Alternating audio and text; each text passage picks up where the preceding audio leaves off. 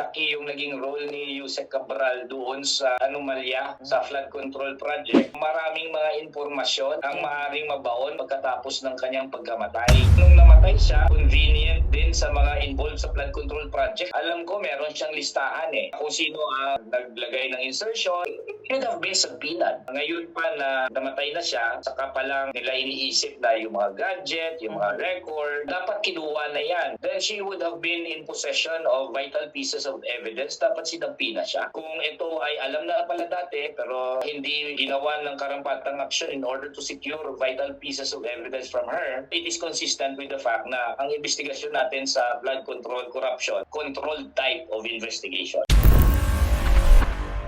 Just enough for us to be given a certain semblance na may ginagawang investigasyon at merong mapaparusahan, pero it won't be to the extent na yung mga malalaking sangkot dito ay malalagay sa alangan. Meron tayong tinatawag sa batas na mga compulsory production of documents, records. It's the public's right to be able to prosecute crimes. The state can exercise the power to compel the production of certain documents and records. Obligasyon yan Once na nag-issue ka ng sampina dosis tecum, sampina ad testificandum, dapat yan ay isinigawa na before pa.